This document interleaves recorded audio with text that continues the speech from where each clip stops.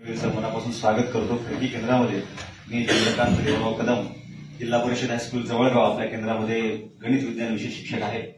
आणि मित्र हो, गझल लेखन, मराठी गझल लेखनाचा मला खूप छंद आहे. माझा एक गझल संग्रह पण प्रकाशित झालेला आहे. त्याचं नाव आहे समतीच्या डोहाखाली. मी कोल्हापूरला 12 वर्ष नोकरी करून आलेलो आहे. वसंताने मी एकदाच आमची नोकरी सुरुवात झाली. 2019 पासून मी हायस्कूल जवळगावला आहे. मूळचा मी भोकरचा आहे. आणि मराठी गझल लेखनाच्या क्षेत्रामध्ये महाराष्ट्रभरात, देशभरात मला बोलावलं येतं. सगळीकडे मी सादरीकरण करत फिरतो. आमचा एक मंच आहे. त्याच्या निमित्ताने आम्ही गझल लेखनामध्ये वेगवेगळे प्रयोग करत राहतो. आणि अशीच कोल्हापूरला पण अशीच प्रशिक्षण आम्ही आमच्या गझलांनी आणि कवितांनी सुरुवात व्हायची, त्याची समारोप व्हायचे. तशीच काही परिस्थिती इकडे सुद्धा झालेली आहे. आणि गझल ही 2 ओळींची कविता असते आणि त्यामध्ये खूप मतितार्थ दडलेला असतो. जसं संस्कृतमध्ये सुभाषित असतं पहा, ते खूप विचार सांगणार असतं. 2 ओळींचं असतं. तसं गझलेमध्ये एक शेर असतो 2 ओळींचा. त्याच्यामध्ये आपल्या जीवनाचा सार मांडण्याचा तो गझलकार कवी प्रयत्न करत असतो. म्हणून आमचे भीमराव पांचाळे आहेत, मोठे गझलकार आहेत, गझल गायक आहेत. त्यांचे 1-2 शेर आणि नंतर मी माझी गझल सादर करतो. ते नेहमी गातात ती गझल की कळीचे फूल झालो मी, फुलांचा हार झालो मी. कळीचे फूल झालो मी, फुलांचा हार झालो मी. जराशा अत्तरासाठी कितीदा ठार झालो मी. जराशा अत्तरासाठी कितीदा ठार झालो मी. आणि पालवीने दिली ना फुलाने दिली, पालवीने दिली ना फुलाने दिली. सावली तर मला या उन्हाने दिली. पालवीने दिली ना फुलाने दिली. सावली तर मला या उन्हाने दिली. धावताना सशाने उड्या मारल्या, धावताना सशाने उड्या मारल्या. चालण्याला गती कासवाने दिली, चालण्याला गती कासवाने दिली. आणि याच साठी तुझा मी ऋणी राहिलो. हा एक खोडकर शेर आहे, मुश्किल शेर आहे की याच साठी तुझा मी ऋणी राहिलो. तू शिवीही मला आदराने दिली. याचसाठी तुझा मी ऋणी राहिलो. तू शिवीही मला आदराने दिली. पालवीने दिली ना फुलाने दिली. सावली तर मला या उन्हाने दिली. आणि माझी गझल, मी लिहिलेली गझल सादर करतो. काल पुराच लिहिलेली आहे.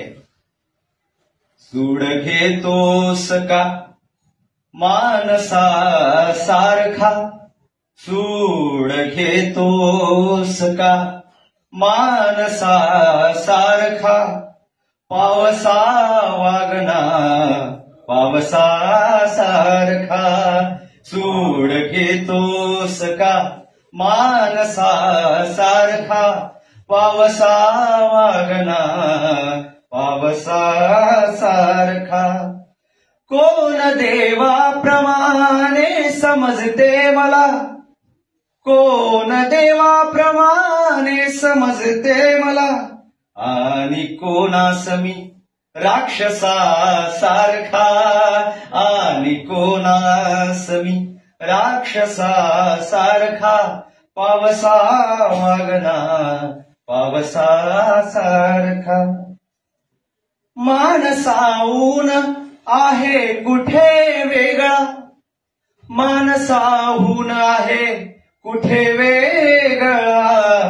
देव बानूतल्या म्हाळसा सारखा.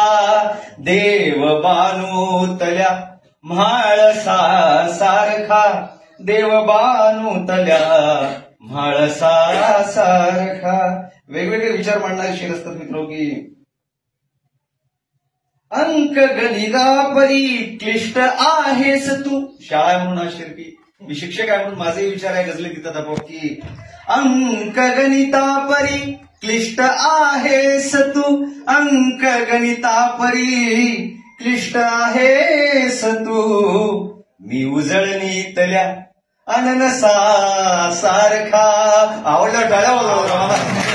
अंक गणिता परी क्लिष्ट आहेस तू. मी उजळणीतल्या अननसा सारखा. मी उजळणीतल्या अननसा सारखा. आणि जातीपातीतला हा जो द्वेष आहे तो संपवायला माझ्यातला गझलकार त्याची इच्छा आहे. म्हणून तो लिहितो की जात धर्मातले सापठे चायला. जात धर्मातले सापठे चायला. शेर लिहितो यमी मुंगसा सारखा.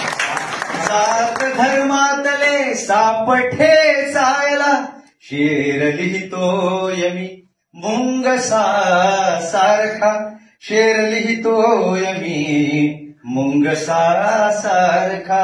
गझलेच्या शेवटच्या शेरामध्ये आधी अभंगांमध्ये पाहतो का म्हणे अशा पद्धतीने तो तखल्लुस वापरायची सोय होती, जेणेकरून ती अभंग ती कविता त्या गझल करायची आहे, तो रचना करायची आहे असं समजलं जायचं. म्हणून मी शेवटच्या शेरामध्ये हा चंद्र हा शब्द वापरतो, चंद्र चंद्रमा वगैरे, आणि तो अर्थपूर्ण करण्याचा प्रयत्न करतो. म्हणून बघा, आवडला तर दाद द्या की भाकरी मागते घर भुकेले म्हणून, भाकरी मागते घर भुकेले म्हणून, काढतो चंद्र मी